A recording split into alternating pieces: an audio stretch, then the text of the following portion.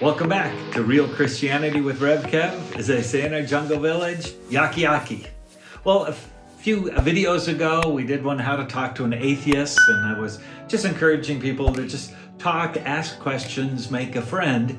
Well, in the process, I made a friend. A guy who has a video channel called The Deconverted Man contacted me. I spent an hour on his channel.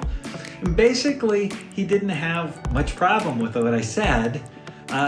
One of his questions to me was, well, I want to prove everything. How do you know?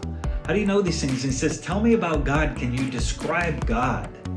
And you know, in Christian circles, when we wrestle with this, we talk about God having no matter, being incorporeal, being a spirit who loves us. But, you know, I'm okay not really defining or describing God because the Bible doesn't. We're aware of his presence and we see what he's done with creation and him sending his son. Well, that was another thing. So, Kevin, how can you prove, can be definitely sure that Jesus rose from the grave? You know, and the question is, how do we prove history? And bottom line, we make reasonable assumptions based on the evidence. And I told him, I just can't, nothing else makes sense.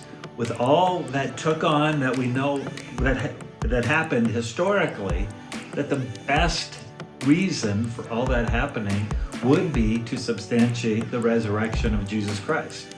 Now, somebody might disagree. All I can do is share what I believe. And that led us to the other point, and the part that really bothered him is, why do we try to convert people? Why spend so much time trying to change them?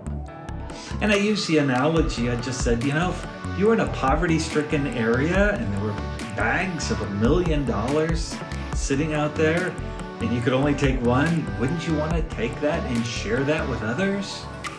And recently a friend of mine just said, well, the Bible uses the term saved, that we are saved from ourselves. You know, a good picture is seeing somebody drowning.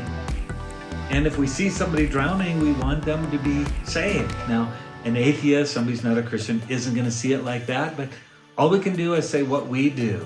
And our desire is to tell them about Jesus, because if somebody's drowning, Jesus is the only way to save them. So press on. I hope you get to know some people and have a chat, but don't be afraid to share that you believe in Jesus and that he is the only one who can save us from our sins.